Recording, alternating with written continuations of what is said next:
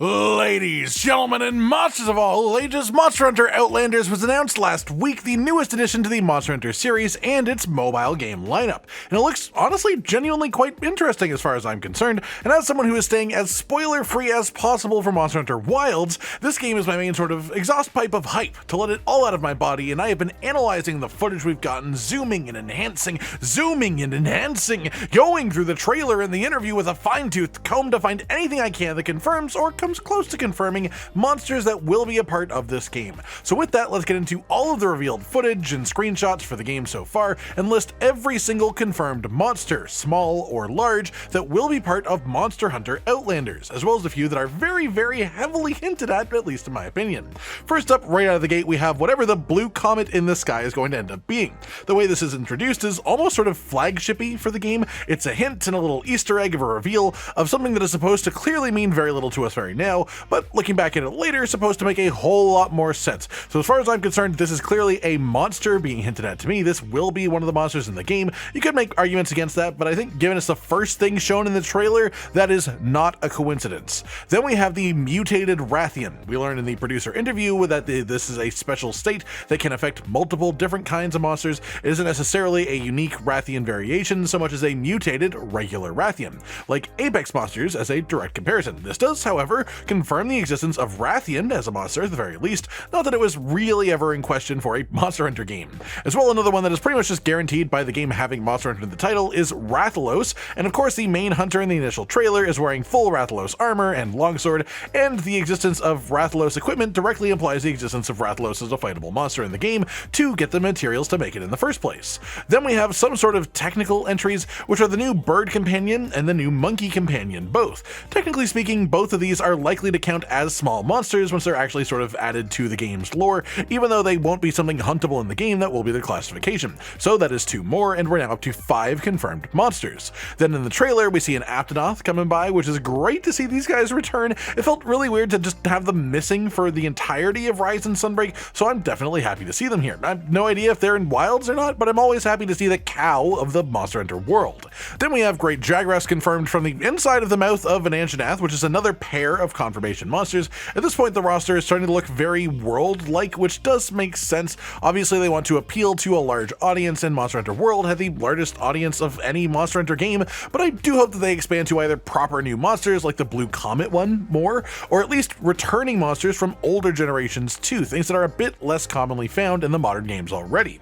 That said, right after that, we get a glimpse of Toby Kadachi climbing up a tree. We see some Kelby gazing under him as well, so now we're up to 10 different monsters confirmed at this point. After that, we see some Kestodon in a sort of desert swamp being attacked by one monster. Everyone just sort of is confused when it keeps being added into more and more Monster Hunter games, which is Juratotus. So that's another pair of monsters added in as well. Then we have a good look at the Kulu Yaku equipment wearing Outlander, switchable character. The existence of this armor and weapon set on a hunter implies the existence of Kulu Yaku, and we get footage in the producer interview that shows Kulu as a monster to confirm this, which also lends even more credence to the through line that if a monster's equipment is visible, the monster should be in the game as well. Then we see a river that the Outlander is swimming through with a Gajau, which is a big catfish-looking small monster, and then, well, just some literal fish. These aren't Gajau, they are just the small monster fish, small fish, and before you get upset with me, there is literally a small monster that is just called Fish, going back all the way to the 3rd generation games, due to the existence of underwater combat, so, you know, fight me. Then I won't count these as monsters, but I still do want to point them out while we're on the subject. There are fireflies at one point that sort of look like scout flies, there are butterflies that the player slides through just sort of floating around, and there are wedge beetles as well for traversal, and these will all likely be classified as endemic life of varying types. On that note, we do also see vigor wasps existing in the producer interview footage too, and I will be ignoring those as they don't add to our count. They don't technically count as monsters, they're endemic life, and so we have 15 monsters on the list so far. After this, we see the player launch themselves from a ballista, and we see loads of wing drakes up in the sky. I believe these are Mernos from the coloring on them, but we don't get too close to see them properly, so that is another small monster confirmed, and that is it from the first trailer, the reveal trailer. But then we also have some screenshots to go through as well from the IGN article that released alongside the game announcement, and these have some pictures of players and various equipment too, which does give some major hints as well. We've got Palumu armor, which of course directly implies the existence of Palumu as a monster. We have Legiana armor, which implies Legiana as well, of course, but then also the dual blades that they're holding have Nergigante grips, which then also implies the existence of Nergigante in the game, which would of course be quite fitting if the monster roster has that massive overlap with Monster Hunter World, as he's the flagship of the initial base game. Then the next screenshot is a hunter with Odogaron armor, which we see even more of on a male hunter in the producer interview footage, so Odogaron is also pretty much confirmed. And then there is also of course the Pookie and Baroth switchable character Outlanders 2, but both of these monsters are shown in proper footage in the producer interview anyways, so these are fully confirmed too, bringing our total now up to 22 confirmed monsters by the end of these screenshots. But then we of course have the producer interview itself, which does have little bits of new footage sprinkled into it too.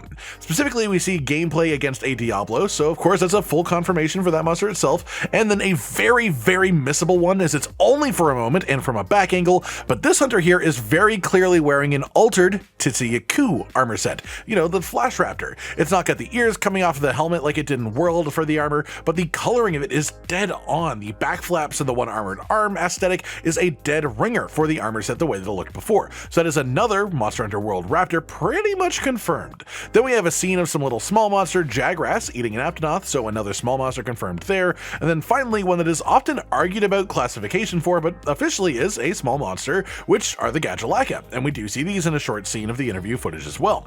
This brings our total count of monsters confirmed, either through direct visuals or through their equipment being used in any of the pre-release stuff so far, up to 26 for Monster Hunter Outlanders up to this point. And then I do have a little bit of speculation to run you through as well for another 3 monsters I think are near locked in to be in the game too.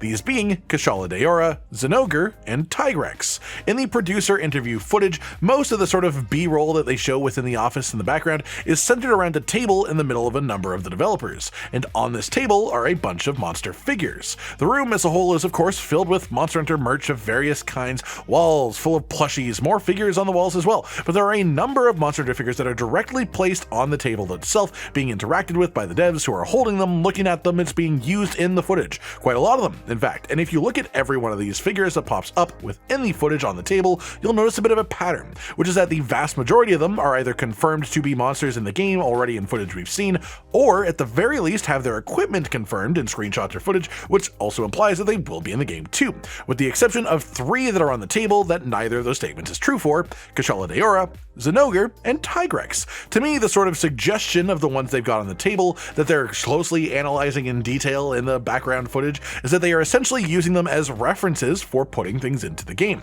They did not choose the monsters on the table for the footage for this interview arbitrarily. This isn't like candid camera footage. They specifically organized this to be made for this video. There was some reason behind the monsters that were chosen, and while I'm not putting these in the confirmed list because it's possible that they're just like monsters that they literally just like as people and wanted to champion a little bit, but I think it's far more likely that these 3 additions being on the table as well as all of those other confirmed monsters are very heavy-handed hints that those 3 will also be being added into the game.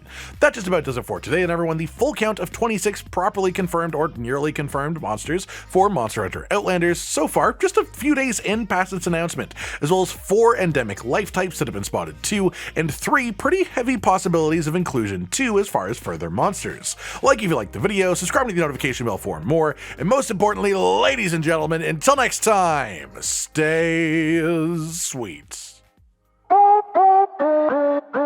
Josh, Cotton, and Hollow with the videos, dropping the humor like a hammer on your tippy toes, bringing entertainment on a daily arrangement to take our insanity and turn it into entertainment. Yes, I said entertainment twice, to reiterate that it is nice to look into your faces on a mostly daily basis when you let us in your homes to make the whole world a stage.